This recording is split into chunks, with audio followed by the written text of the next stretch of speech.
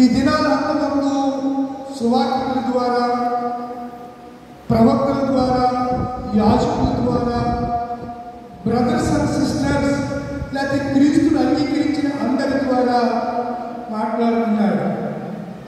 ఏ ఒక్కరికో పరిమితమైన దేవుడు మన దేవుడు కాదు. ఏదో ఒక జాతికి పరిమితమైన దేవుడు కాదు. కొత్త నిబంధనను బట్టి యేసు క్రీస్తు అందరికీ ప్రభువై ఉన్నాడు. అందరికీ ఆయన దేవుడు. కొందరి దేవుడు కొందరికే ఉంటాడు. కొందరికి దేవుళ్ళు వారి ప్రాంతాల్లోనే దేవుళ్ళుగా వెలుగొందుతుంటారు, చలామణి అవుతుంటారు. ఆ దేవుడు ఆ ప్రాంతానికే పరిమితులు అవుతుంటారు. దేవుడు అనేవాడికి పరిమితులు ఉండకూడదు. దేవుడు అనేవాడు ఎలాంటి వాడు చెప్పండి? పరిమితులు లేనివాడు, అంతటా వ్యాపించిన వాడు, అందరిలో ఉన్నటువంటి వాడు దేవుడు. దేవుడు గాడ్ అని ఆయనకు సంబోధిస్తూ ఉంటారు. గాడ్ దేవుడు. దేవుడి యొక్క ఉనికి మనము ఎలా తెలుసుకోవాలి అని అంటే, సృష్టింపబడిన వస్తువులను ఆలోచించడం ద్వారా దేవుడి యొక్క ఉనికిని, దేవుడి యొక్క శక్తి సామర్థ్యాలను మనం తెలుసుకోగలం. అందుకే దేవుడు అంటాడు, నేను సర్వశక్తిమంతుడైన దేవుడును ఆయన్ని సంబోధిస్తూ ఉంటాడు. వీళ్ళెవరి దిన పాఠాలు మనము ఆలోచన చేస్తే, త్రిత్వంలో ఎన్నో ఆదివారాలు చేసాం. 18 ఆదివారం ఎలా గడిచిపోతున్నాయో రోజులు, ఆదివారాలు ఎలా గడిచిపోతున్నాయో, దినాలు క్షణాలు ఎలా గడుస్తున్నాయో తెలియని రీతిగానే ఈ కాలచక్రం తిరుగుతూ ఉంది, పరిగెడుతూ ఉంది.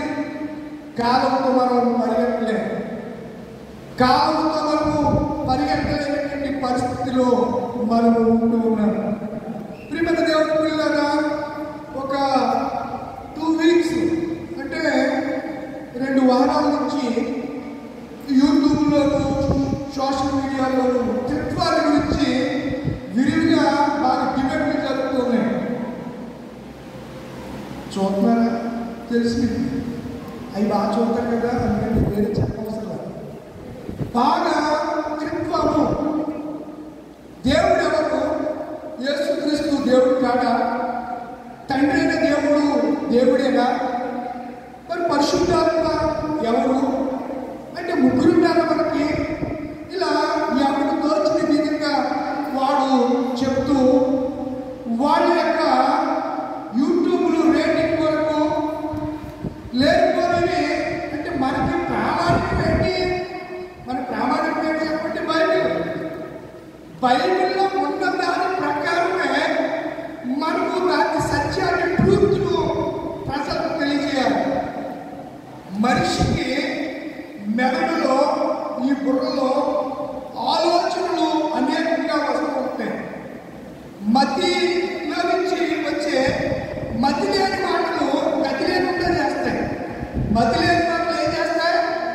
అతిగా ఉన్న కొంతమంది చెప్తారు, తర్వాత అడ్రస్ కళ్ళతో చూద్దామని మన కంటికి కనబడము చెప్పి కొంతమందిని తమ వెనక వీడ్చుకుని వెళ్తూ ఉంటారు. ఒక వర్గాన్ని పోగు చేసుకుంటూ ఉంటారు. ఒక గ్రూపును తయారు చేసుకుంటూ ఉంటారు. కనుక ఇలా తయారు చేసుకుని వాటిని వెంబడించే వాడికి కూడా వాడికే వాక్యం తెలియదంటే వాడిని వెంబడించే వాడు కూడా వాక్యం చదవడు. వాడు ఎలా చదవడు? దేవుడు ఏం చెప్పాడంటే, నేను చాలాసార్లు చెప్తాను, దివారాత్రము మీరు దానిని ధ్యానించాలని చెప్తాడు. కనుక చదవకపోతే, ధ్యానించకపోతే, ఒక గంట సేపు అయినా మోకరించి దేవుని సన్నిధిలో నీవు మోకాళ్ళలో ఉండి ప్రార్థన చేయకపోతే దేవుడి మరణం నీకు ఎంత బయటపరుస్తాడు?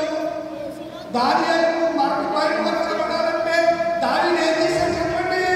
మోకరించి ప్రార్థన చేశాడు. ఫరో కట్టిన కళను, భావాన్ని చెప్పడానికి యోసేపు ఏం చేశాడు? పరిశుద్ధిగా జీవిస్తూ ప్రార్థన చేస్తూ ఉంటాడు. ప్రార్థన అనేది లేకపోతే మన జీవితంలో ఏమి తెలుసుకోలేదు. మార్టిన్ లూథర్ గారు ఈ ప్రొటెస్టెంట్ సంఘ స్థాపకుడైనటువంటి Martin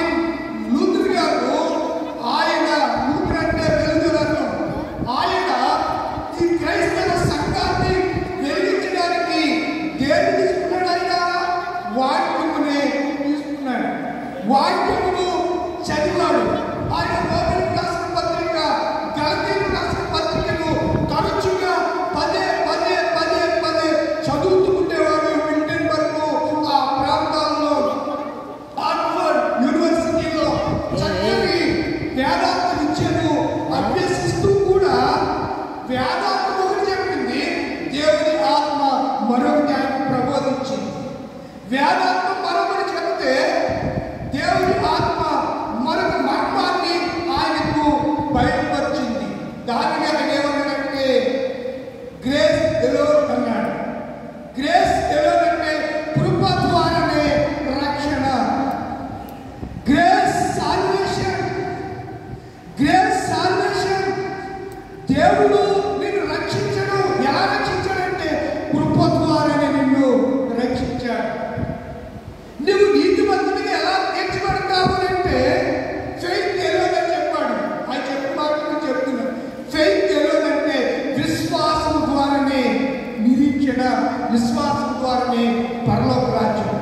faith alone and grace alone అనగా కృప, విశ్వాసము రెండు కూడా ఎవరి నుంచి వచ్చాయి? ప్రభు అయిన యేసు నుంచే మనకు సంక్రమించాయి. నేను చెప్పాలనుకున్న విషయాలు, కొన్ని విషయాల్లో ఈ కృప గురించి ఎక్కువ రెండు మాటలు చెప్తే అది మీకు అర్థం కాదు, మీ గొడవ పాఠ్యాలను నేను ఇష్టపడలేదు.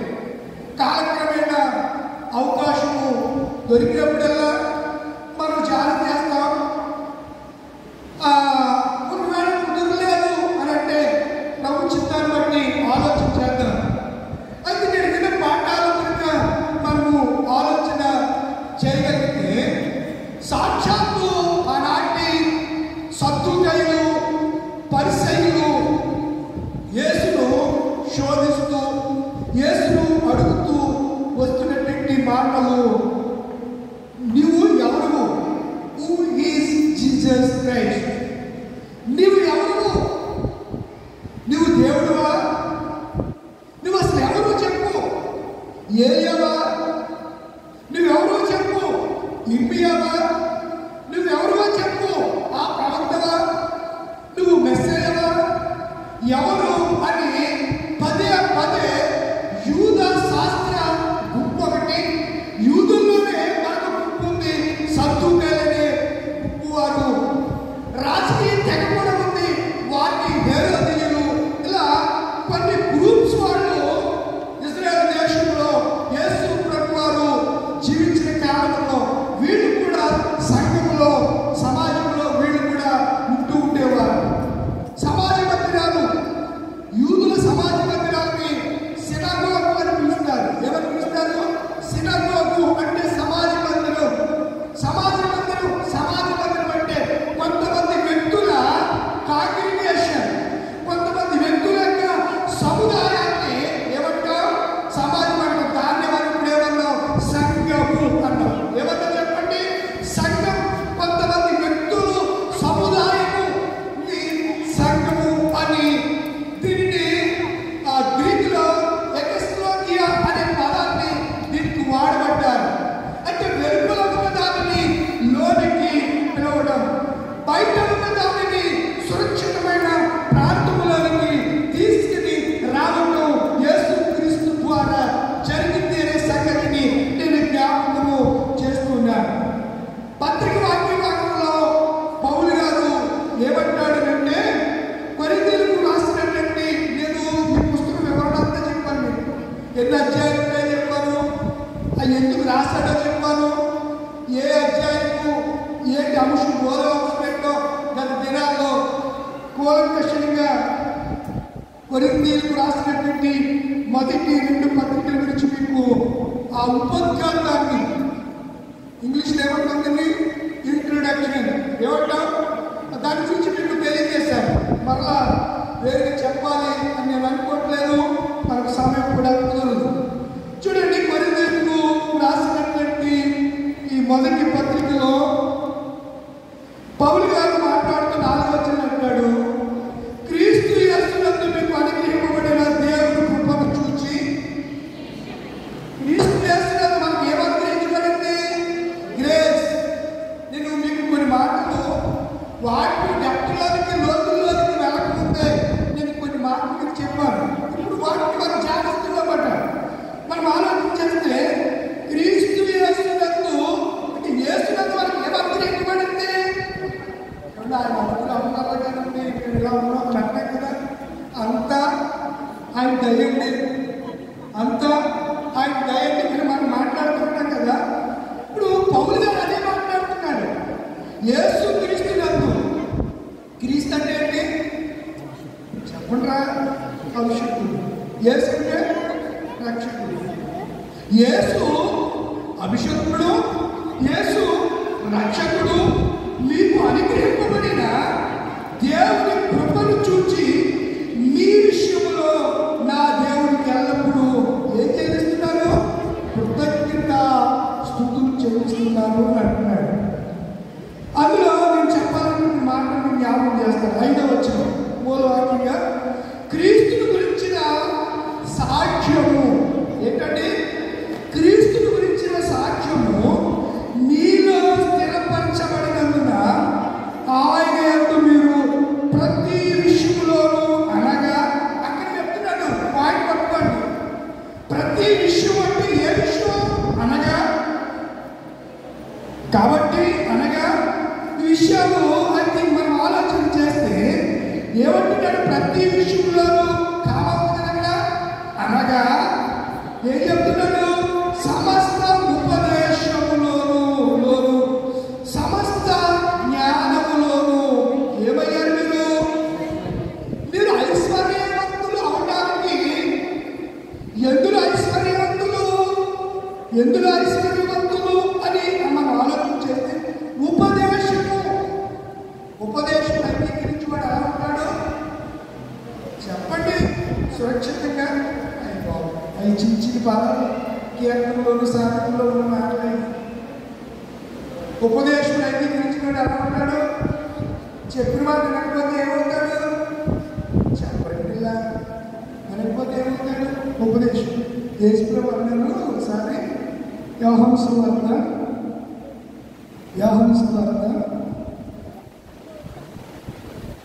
5వ అధ్యాయం 24వ వచనం.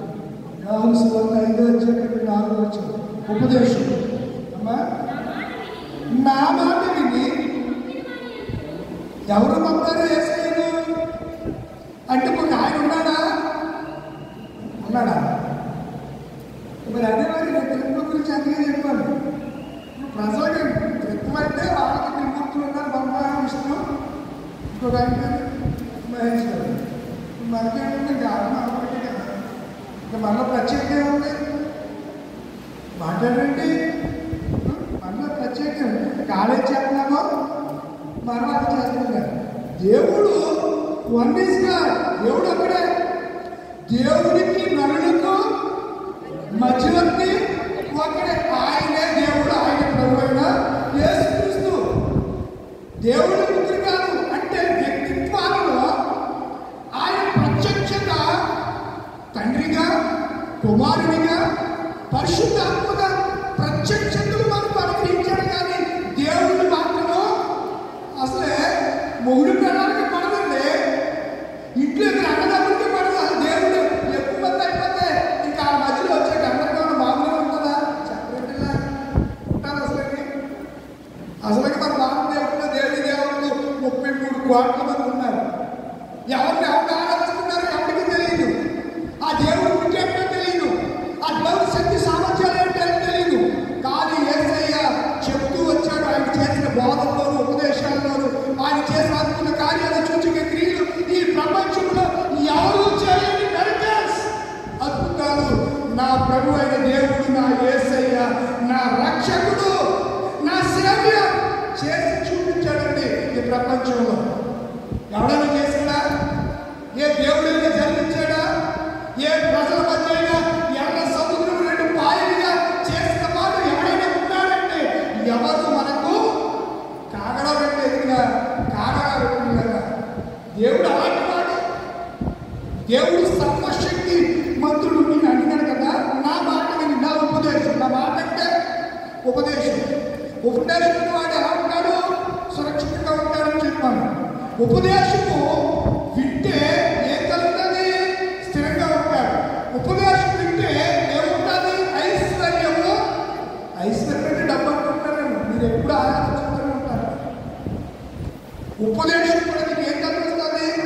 ఏం కలుగజేస్తుంది? ఐశ్వర్యం. జ్ఞానవంతుడు తన జ్ఞానము చేత ఏం చేయబడతాడు? కాపాడబడతాడు. జ్ఞానవంతుడు అంటే జ్ఞానం ఎవరు? నేను పాడతాను, మీరు అర్థం చేయండి. బుద్ధి విజ్ఞాన సర్వ సంపదలు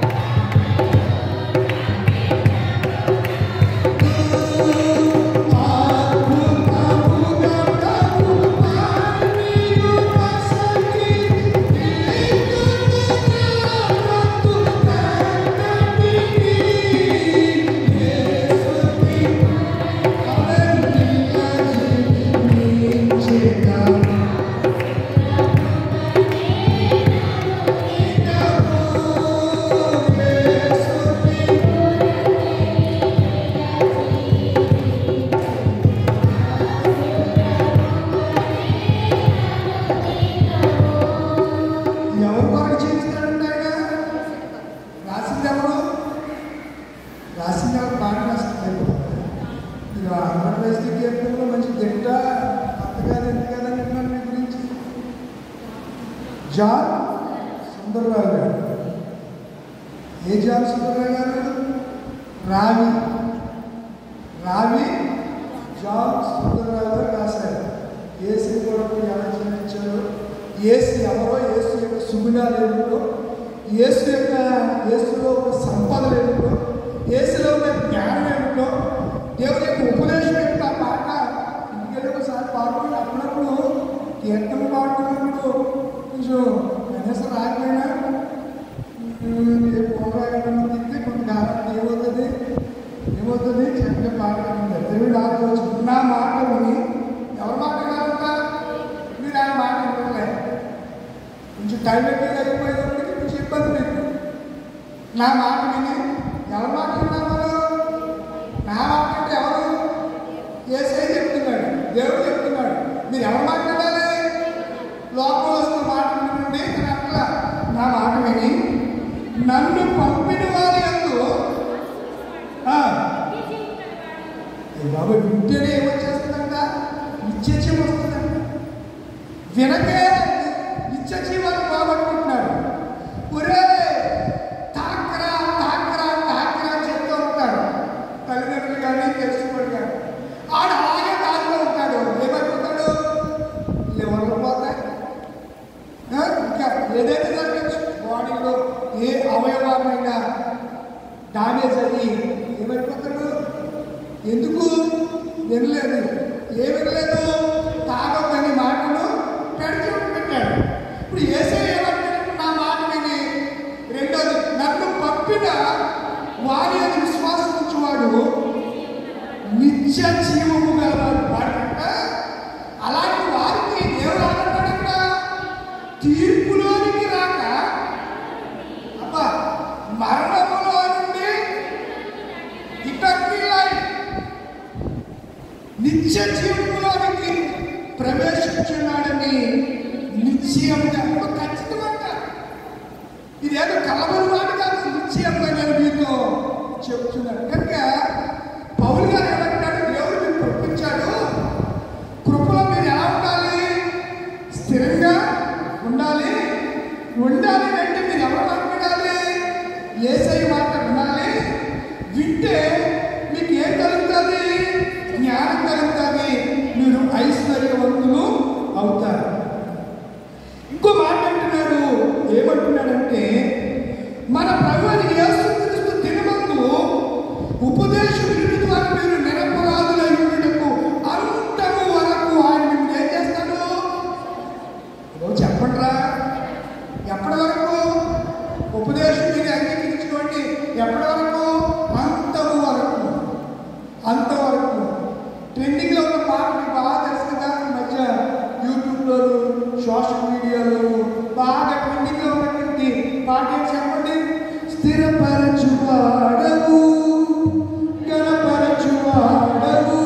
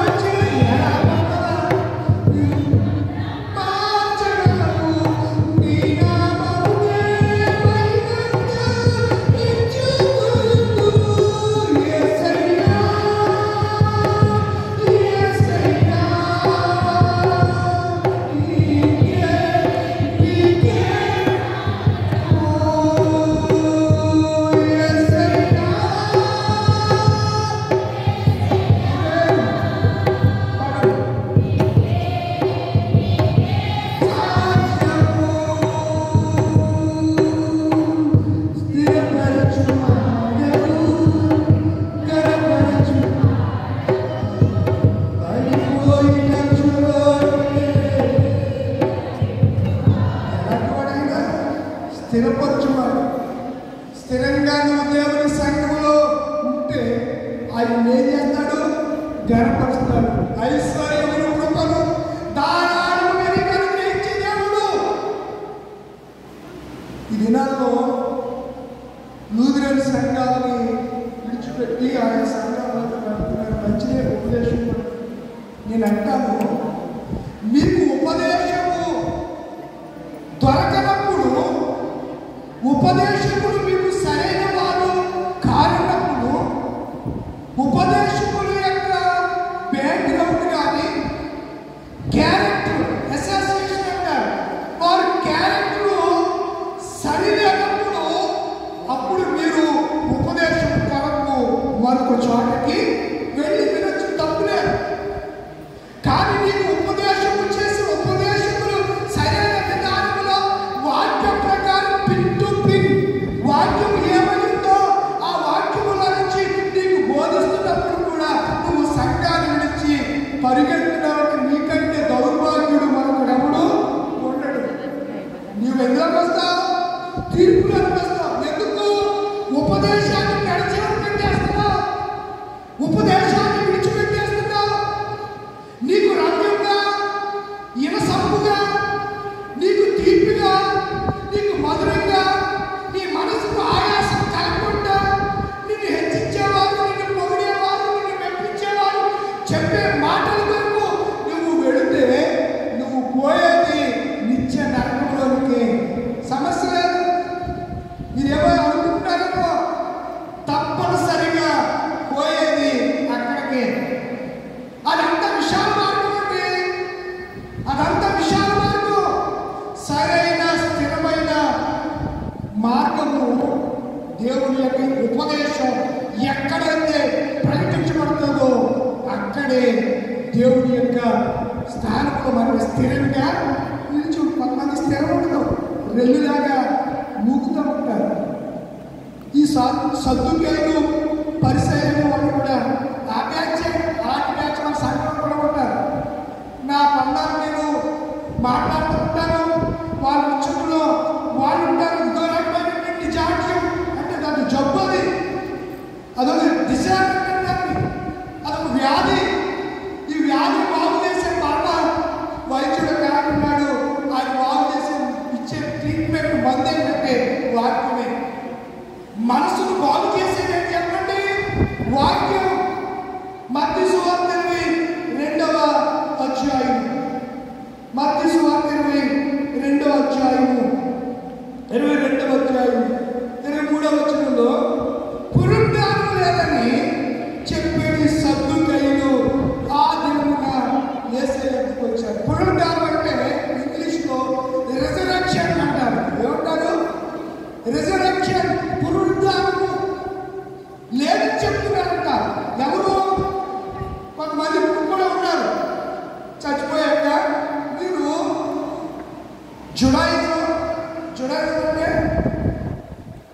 అంటే యూదులు, ఇజ్రాయేల్. రెండవది అరబ్బులు అంటే ముస్లింలు. ముస్లింలో కూడా రెండు తెగలు ఉంటాయి. ఒకడు సున్నీలు, ఇంకొకడు షియాలు. ఇందులో కూడా రెండు వర్గాలు. క్రైస్తవులు కూడా రోమన్ క్యాథలిక్ ఉన్నారు. మన దేశంలో ప్రొటెస్టెంట్ సంఘం ఆయన స్థాపించాడు కాబట్టి రోమన్ సంఘం అని వచ్చింది. ప్రొటెస్టెంట్, క్యాథలిక్ ఇప్పుడు కూడా ఉంది. క్యాథలిక్ తెలుసా మీకు? షియాలు, సున్నీలు. వాళ్ళు ఎవరు సంతానం? అబ్రాహాం సంతానం. వాడు పుట్టాడు, అబ్రాహాం పుట్టాడు. వాడి పేరు ఇస్మాయిల్. ఇస్మాయిల్కు పుట్టిన సంతానం ఎవరు? ఈ షియాలు, సున్నీలు, అరబ్బులు. ఇస్సాకు కూడా పిల్లలు పుట్టారు. ఒకడు ఇద్దరు పుట్టారు. ఎవరికి? ఇస్సాకు, అబ్రాహాం కొడుకైనా. ఒకడెవరు?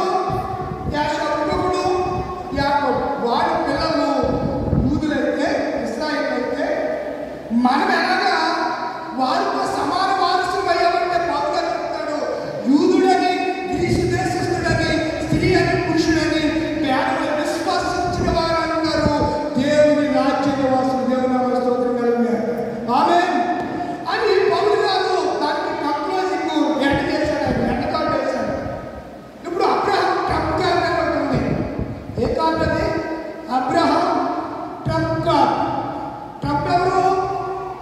ట్రంప్ ఎవరు?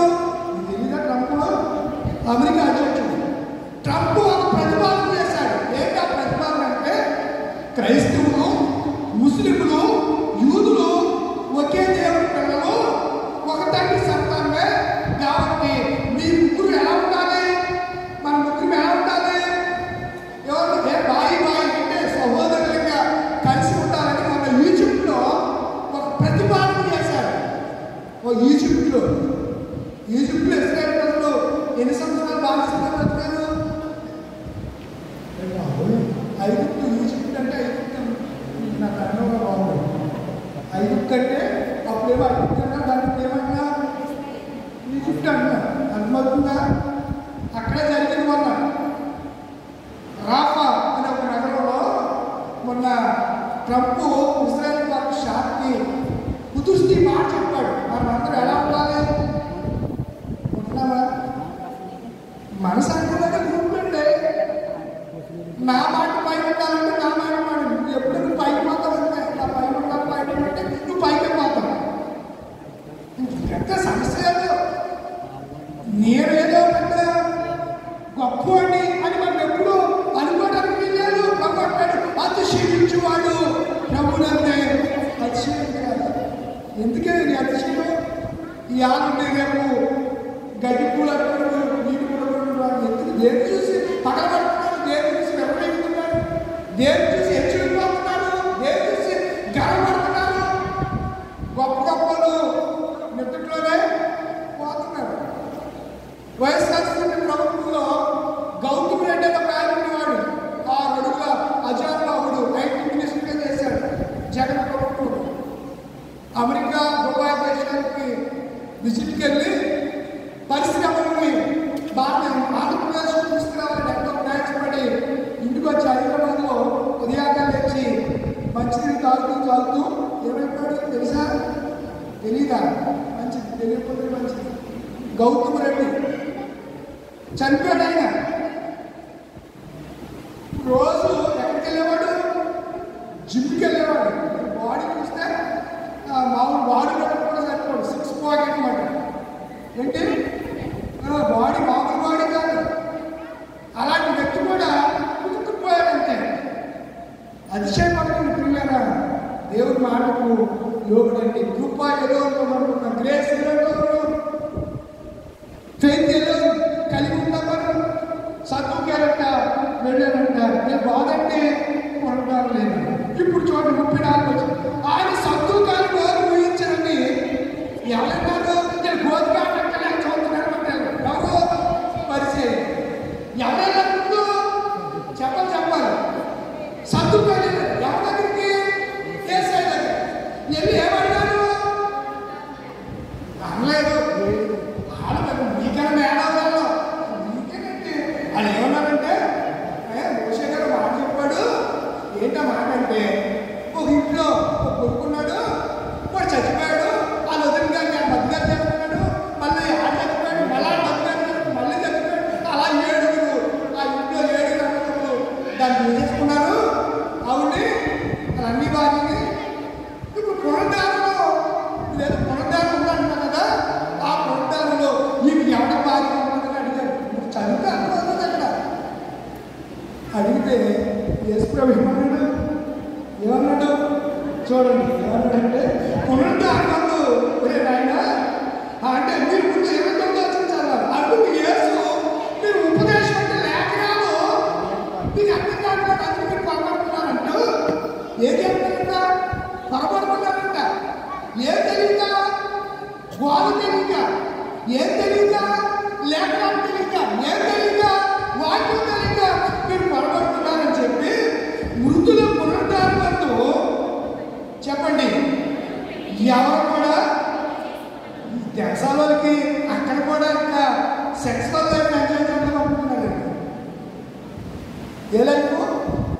కామంతో కళ్ళు మూసుకొని దరిద్రులు చిన్నపిల్లలను కూడా చూడకుండా రేపు చేస్తున్నారు. చాలా దౌర్భాగ్యంగా ఉందండి నేటి సమాజ పరిస్థితి. క్రైస్తవుడా మేల్కోకపోతే దేవుడు ఉగ్రత నీ మీదకి వచ్చేస్తాడంటే. ఉగ్రత నుంచి ఎవరు తప్పిస్తారు? దేవుడే తప్పించారు. అందుకే నా మాట ఏంటంటారు బాబు, నోరు ఎందుకు వాడుతున్నాడు ఆయన. ఇంకా మీరు వినరాని ఆకాశంలో చెప్పండి ఆలకించు భూమి బాబు, మీరు వినరా? కనీసం ఆకాశమా నువ్వేం చేయి, ఆలకించు భూమి అంటున్నాడు. సరే, సద్దుకాయలు ఇది పునరుద్ధానం గురించి మాత్రమే డౌట్. ఏసై క్లీన్ చేసి చదివరే పునరుద్ధానంలో ఈ అదవేశాలు ఏమి ఉండవు. అక్కడ నాపాలు ఏం వాళ్ళు వైపులు ఏం ఉండవురా బాబు. అందరూ ఎలా ఉంటారు? దేవదూతల వలె ఉంది అక్కడ దేవదూతలు. ఈ మాట చెప్పినప్పటికీ వాళ్ళు ఏం పూసారంట? అప్పటి వరకు కప్పలాగా అరిసేవాళ్ళు ఒకసారి నోరు పూసారు. ఏ నోరు పుట్టు ఎవరు పూసారు? చూస్తున్నారంట. యేసుప్రభు దగ్గరికి వచ్చి అడుగుతుంటే అసలు ఏం చెప్తాడు, వీళ్ళు ఎలా రియాక్ట్ అవుతారని వీళ్ళు పోతున్నాడంటే పక్కన చూస్తున్నాడు. ఇంకో గ్రూప్ వాడు ఉన్నాడు. ఎవడాడు? పరిసయ్యుడు. ఆయన సద్దుకాయలు 34 వచ్చింది. సద్దుకాయలు నోరు గురించినని పరిసయ్యుడిని కూడి వచ్చినట్ట. ప్రార్థనకి రమ్మంటే కూడి రారు, వాక్యం వినడానికి రమ్మంటే కూడి రారు. కానీ యేసును అడగడానికి కూడి వచ్చారు. శోధించడానికి ఆయన ఏదో తప్పు పట్టారు, ఆయన బాధలో తప్పు పట్టాలని కూడి వచ్చారంట. వారిలో ఆ కూడి వచ్చిపోయినట్ట ఎవరున్నాడంట? ఎవరున్నాడు? ధర్మశాస్త్రం. మీకు ధర్మశాస్త్రం బాగా తెలుసు, మీకు బాగా వాక్యం తెలుసు కదా. ఇబ్బంది పడుతుందా? లేదు, వాక్యం తెలుసు. ఎందుకంటే నాకు ఒక ధర్మశాస్త్ర ఉపదేశం ఉన్నాడట. ఆయనను అడగచ్చు కదా, అడగట్లేదు. ఇది ఏం చేస్తున్నాడు? శోధకుడు ఎవరు చెప్పండి రా అమ్మారు. ఆ శోధకుడు ఆయన వద్దకు వచ్చి నువ్వు దేవుడి కుమారుడు అయితే నీ రాళ్ళను అన్నాడా? ఇప్పుడు శోధిస్తున్నాడంటే వీళ్ళకి ఎవరు వచ్చేసారు? పరిసయ్యుడు. అయితే కేవలం వీడు ప్రజలకి ఎలా వాడు? ధర్మశాస్త్రోపదేశకుడు. వాటిని బాగా చెప్తాడంటే ధర్మశాస్త్రం బాగా తెలిసింది. తోర ధర్మశాస్త్రాన్ని తోర అంటారు. తోర అంటే ఎన్ని గ్రంథాలు? తోర అంటే ఎన్ని గ్రంథాలు? 5 గ్రంథాలు. ఆది కాండం. మరి అయ్యే మీరు ఇసులో ఎందుకు పేరు అవుతున్నారు? మీరు అగ్ని పేరు అవుతున్నారు. 5 గ్రంథాలు ఏంటి? ఆది కాండం. ప్రతి ఇశ్రాయేలీయుడు ఉదయం ఈ ద్వారా పట్టించుకుంటూ బయటికి వెళ్ళడం. యేసుప్రభు భక్తుడు ఏం చెప్పాడు? మీరు బైబిల్ చదవకుండా బయటికి అసలు చదవడానికి ఇంకెక్కడంటే పొద్దు తెలిసి అడేజావు మడేజావు ఒళ్ళో పడుతున్నా పెద్ద సార్లు చెప్తారు. ఒళ్ళో పడుతున్నా దండో పడుతున్నా వెళ్ళిపోయి పరుగు వెళ్ళి అక్కడైతే వాడతో లేకుంటో వెళ్ళిపోయి దాని ముందుకుని కింద కాలిపోయో చెయ్యిపోయో నెత్తి పగిలిపోయో అమ్మ వీడిని తీసుకెళ్ళి 108 ఫోన్ చేసి అంబులెన్స్లో తీసుకెళ్ళి హాస్పిటల్లో పడి నాకు కుయ్యో బొర్రో అని అనుకుంటున్నాడు. వెలుగుగా ఉండండి. దేవుడి సన్నిధిలో కానీ ఇంట్లో కానీ ఎక్కడైనా సరే మనం ఎలా ఉండాలి? వెలుగు. వీడు శోధకుడు వచ్చి ఏం చేస్తున్నాడు? ఆయన్ని శోధించు. ఎవరిని? యేసుని శోధించు. మరి వీడు బాధకుడే కదా. ఈ బాధకుడు యేసుని ఏమంటున్నాడు? బోధకుడా. ఏ శాస్త్రం? ధర్మం. మీకు ధర్మం ఏంటో తెలుసా? తెలీదా? ధర్మం అంటే పని ఏంటి? నీలో టెంపరేచర్ ఉందా, ఫీవర్ ఉందా లేదో పెట్టకపోతే తెలిసిందా? నోట్లో పెట్టుకోకపోతే సంఘం పెట్టుకోకపోతే తెలిసిందా? తెలియదు. ఇప్పుడు నీకు జ్వరం ఉందని కన్ఫామ్ అవ్వాలంటే థర్మామీటర్ని సంఖ్యలోనో నోట్లోనో దాన్ని మనము గుంటే అప్పుడు టెంపరేచర్ ఎంత ఉందో మానవుని యొక్క ఫార్మ్ హీట్ ఎంత? ఫార్మ్ హీట్ అండి ఎంత?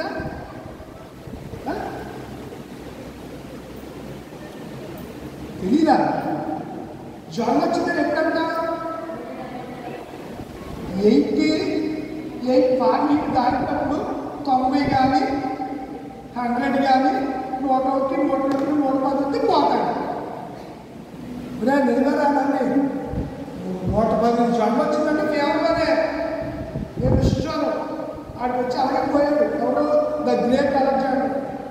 దోపుడుతో చేసిన జ్వరం అంటే అలాగే అర్థమవుతుందా?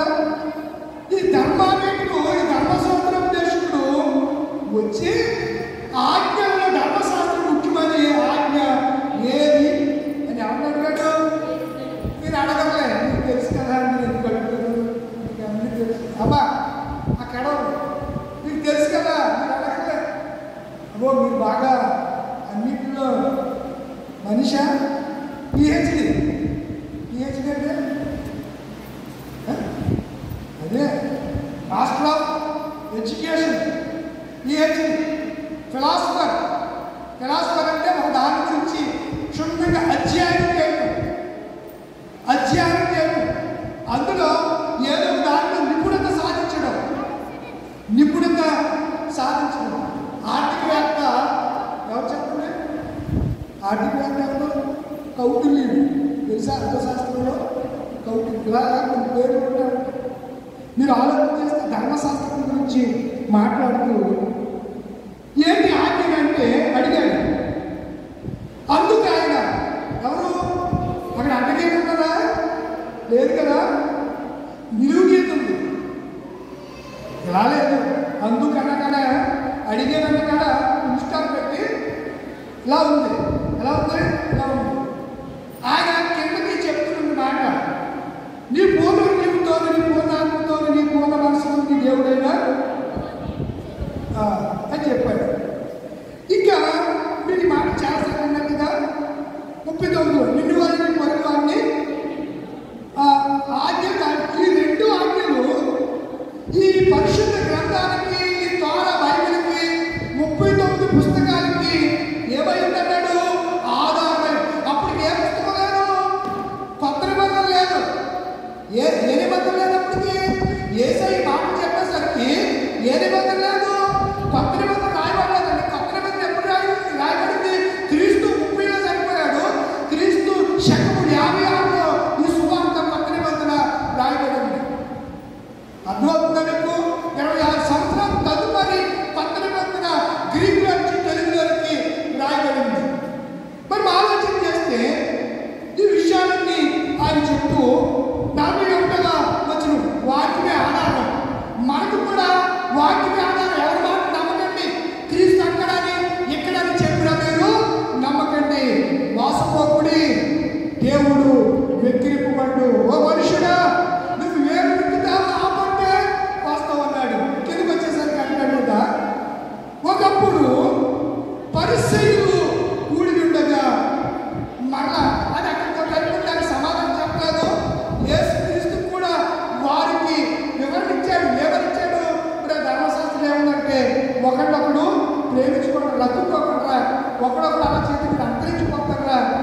జీనోసన్ అంటే జనములకు అంటూ జరుగుతుంది, అలాంటి పనులు చెయ్యొద్దు అని చెప్పి యేసుప్రభు చెప్పి వాళ్ళకి చెప్పినట్టు. మళ్ళా ఇప్పుడు ఒకప్పుడు పరిసయ్యులు వాళ్ళ కూడా ఉన్న చోటు యేసయ్యాడు.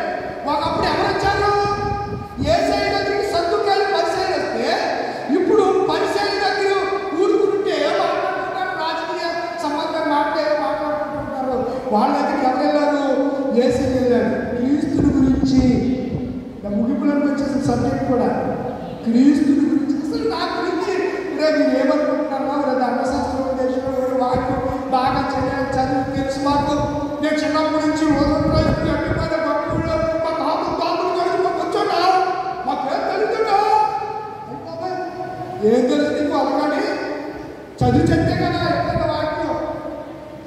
ఎవడో చెప్తుంది చెవులేసుకుని తన్నానన్నానా తానికన్నానా, ఇది వంట పాడటం తప్ప మనకి తెలుసుకోవాలని జిజ్ఞాస.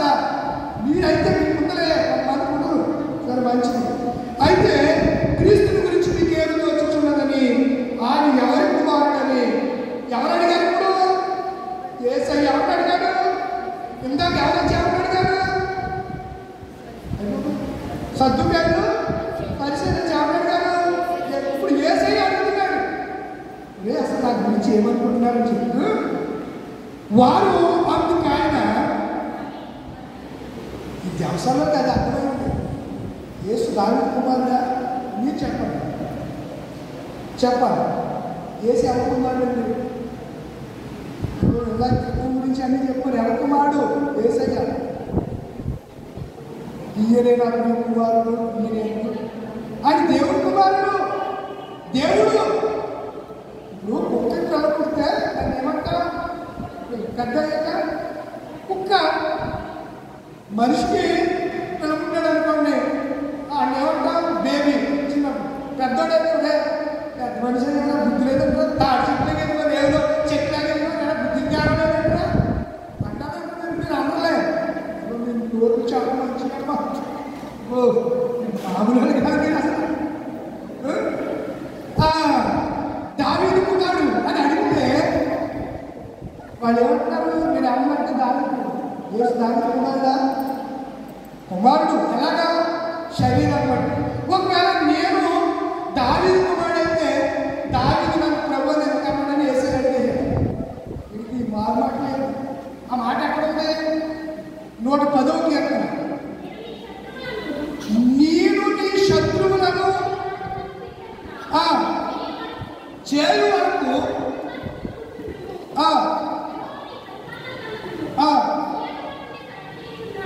అని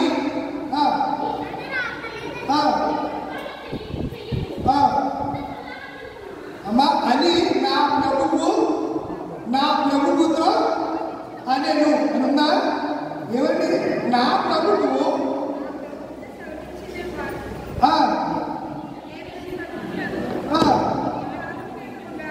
ఉంచు వరకు కూర్చుంటామని ప్రభువు. ప్రభు అంటే ఎవరు? దేవుడు. ప్రభువు నా ప్రభువుతో అని ఎవరన్నారు? దావీదు. మరి దావీదు యేసుక్రీస్తుని ప్రభు అన్నప్పుడు యేసుక్రీస్తు దావీదుకు కొడుకు ఎలా అవుతాడు? కొడుకు ఎవరన్నా ప్రభు అంటాడా? చెప్పలేదు కదా. అర్థమైందా లాజిక్? ఇప్పుడు కొడుకుని నీకు దండంగా బాబా అని ఎప్పుడు అంటారు? చెప్పలేంటి. ఎప్పుడు అంటారు? ఒకవేళ అనవలసింది ఎప్పుడు అంటారు? చెప్పండి. మాట అన్నప్పుడు అది వారం కేసు ఇష్టానుసారం నీకు దండం చెప్తుందా అని అంటారు. దావీదు అలాంటి కాదు కదా. దావీదు ఎలాంటి వాడు? దేవుడి ఆత్మ కలిగిన వాడు. సమయాలు అభిషేకించగానే దేవుడి ఆత్మ బలంగా అతని మీదకి వస్తే అతడు ఏం చేశాడు చెప్పండి? సింహాన్ని చీల్చేశాడు, వెలుగుబడిని చంపేశాడు, గొలియాతు తల నరికేశాడు. బాగున్నాయా? మంచి ఏం చేశాడు? దేవుడు ఆత్మ రాగానే సింహాన్ని చీల్చేశాడు, వెలుగుబడిని చంపేశాడు, గొలియాతుని నరికేశాడు. చేశాడా లేదా? ఎప్పుడు? దేవుడు ఆత్మ. అది ఒకటే చేశాడా? వాడు శత్రువు అయితే అంత మాత్రమే కాకుండా ఆత్మతో దేవుణ్ణి పాటలతో పాడి స్తుతించి కీర్తించిన వాడు గ్రేట్ ఆరాధకుడు కింగ్ డేవిడ్. దావీదు.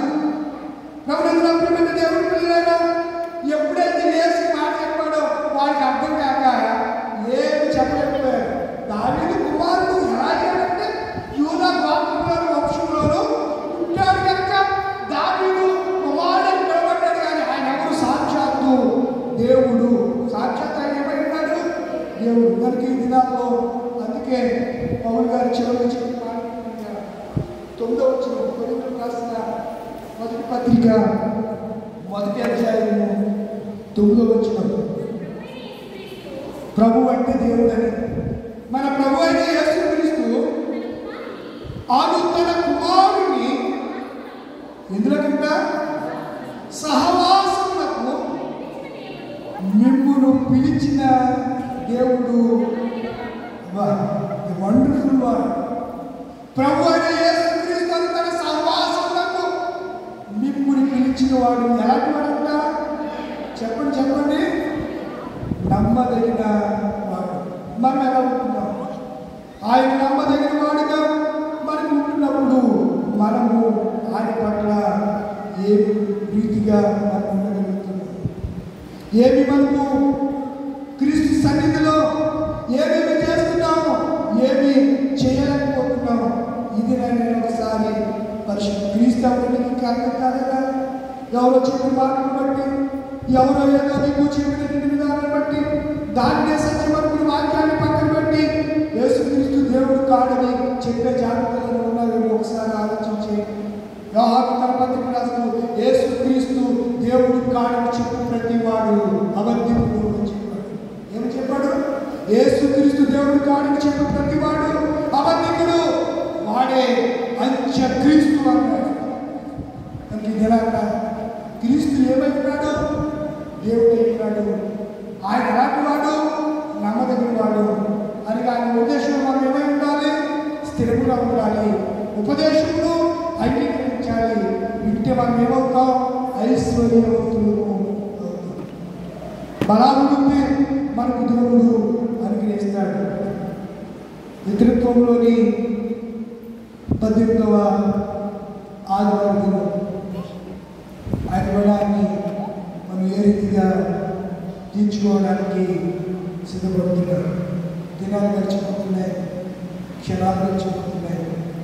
వచ్చుచున్న వాడు ఆలస్యం చేయకుండా చేతున్నారు.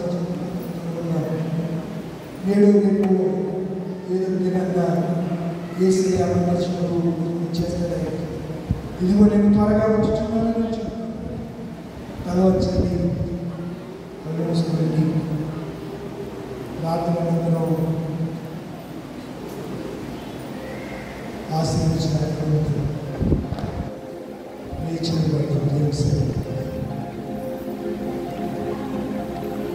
లేచిన ప్రభు వారి మేఘాలు భూజనులు చూసి దినాలు సమీపించాల్సింది.